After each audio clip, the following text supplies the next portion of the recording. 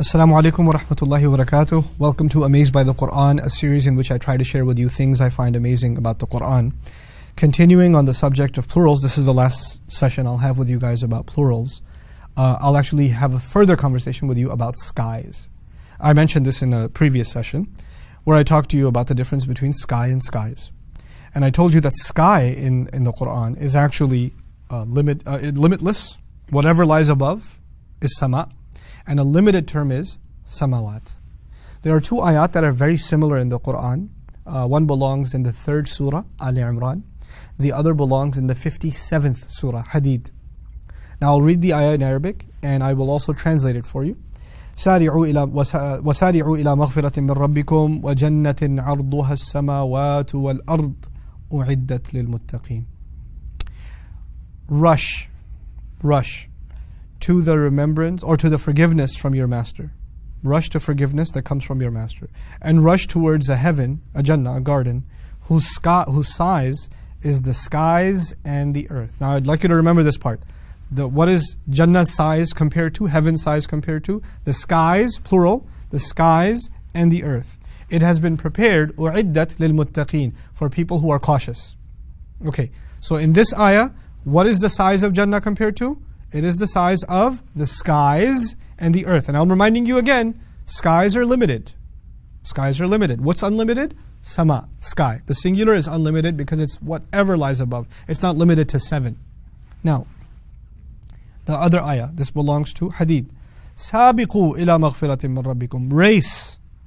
The previous ayah said, rush. This one says, race to forgiveness from your master.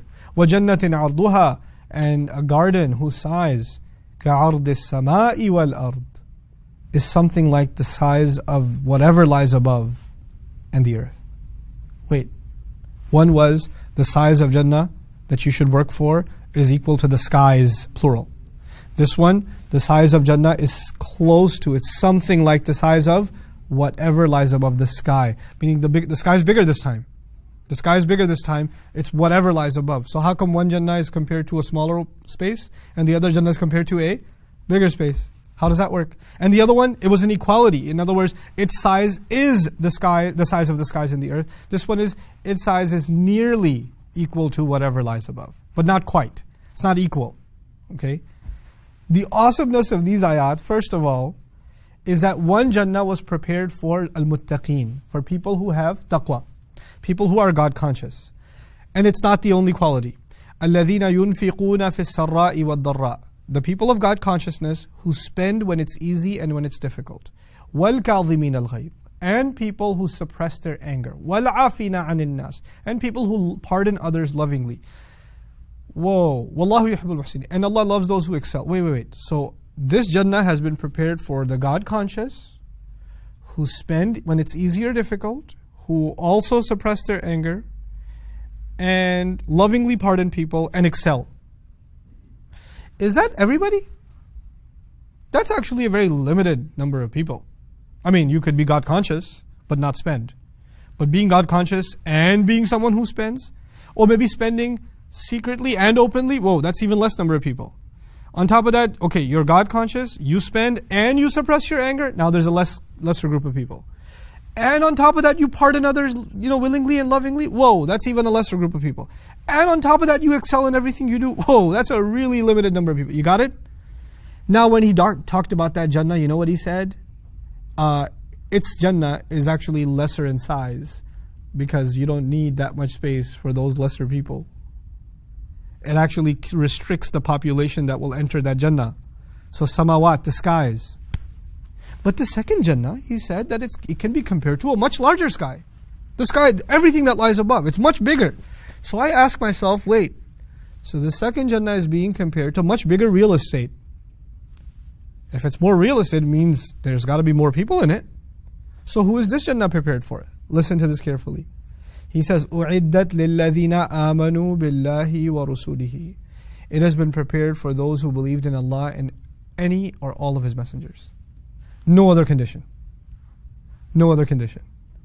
Compare the conditions in the first Jannah, and what do you find? People that are already awesome because they're muttaqeen. Then they're super awesome on top of that because they spend and they're charitable when it's easy and when it's hard. when it's open or private or public.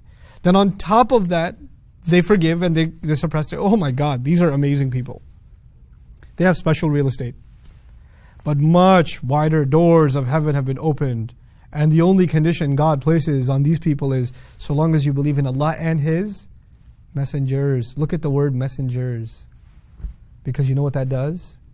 That opens the door to everybody, from Adam alayhi salam to now, anybody who believed in any messenger. It's so broad. Now, when you appreciate that, then you start realizing that Allah has actually opened the gates of Jannah pretty wide in this next ayah. Like it seemed when you just study the ayah of Ali Imran that the gates are open for a limited group. But in this ayah, the gates are open far and wide. So wide open. That's a huge favor from Allah, isn't it? In other words, what I'm trying to get at to you is in the ayah of Ali Imran, Allah has given us requirements for heaven. But in the ayah of Hadid, Allah has done us a favor like nowhere else. A much bigger favor. Look at the perfection of Allah's speech. Something He says in Hadid, He does not say in Ali Imran. He says, ذَلِكَ فَضْلُ اللَّهِ يُؤْتِيهِ مَنْ يَشَاءُ وَاللَّهُ ذُو الْفَضْلِ الْعَظِيمِ. That is the favor of Allah. He gives it to whoever He wants. And Allah possesses the ultimate favor. The ayah in which He did humanity a bigger favor by not putting hard restrictions on heaven. He ended the ayah by saying, that's the favor I give, and I can give whatever favor I want. I possess all the favors. Because human beings hear that ayah say, no, but you should put more conditions on people. You should have more restrictions. You shouldn't just give them, you shouldn't just tell them this part.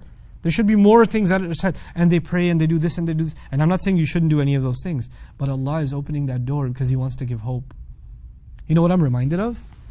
I'm reminded of a famous saying of the Prophet ﷺ, famous incident in the life of the Prophet ﷺ. A guy comes to the Prophet ﷺ and says, "Ubayyi'uka ala salatayn." It's so awesome. He says, I'm ready to pledge my allegiance to you. Pledging your allegiance to the Prophet means accepting Islam. I'm ready to pledge my allegiance to you for 2 prayers. How many prayers was supposed to pray? 5. Companions are sitting in his company. Homeboy shows up and says, I'm ready to be Muslim, but I ain't going to give you more than 2. The Prophet ﷺ says, that's fine, pledge your allegiance. The companions are in shock, like, 5's a pretty big deal. You're not supposed to, how did you let that go? And the guy went off happy, got it. Rasulullah ﷺ described to them that once he tastes the sweetness of prayer, he'll come to 5 himself. When you start worrying about controlling how people will grow, Allah has a plan for how people will grow. Allah in this ayah says, just believe in Allah and His Messenger. And when that faith enters your heart, how that will grow into good deeds is natural. You don't have to restrict that. So don't make people hopeless from the beginning. Don't give too many requirements from the beginning. That's the beauty of this message. Allah gives people enough that they can get hope. And once they have hope, they can improve themselves and they hold themselves more responsible. Then they grow more, then they hold themselves more responsible. Instead of Allah burdening everything on them from the beginning, let them grow and mature so they can carry burdens on their own. This is the beauty of our religion. Just between these 2 ayat, how Allah opens the doors to Jannah. May Allah Azza wa Jal enter us into the highest levels of Jannah and allow us to enter through those wonderful gates. Barakallahu li wa lakum. Wassalamu alaikum wa rahmatullahi wa barakatuh. Assalamu alaikum wa rahmatullah. If you enjoyed this video, please do share it with friends and family. If you want to see more videos from this series, click on the box at the top. If you want to see other videos, click on the box at the bottom. And don't forget to hit the subscribe button. Thanks.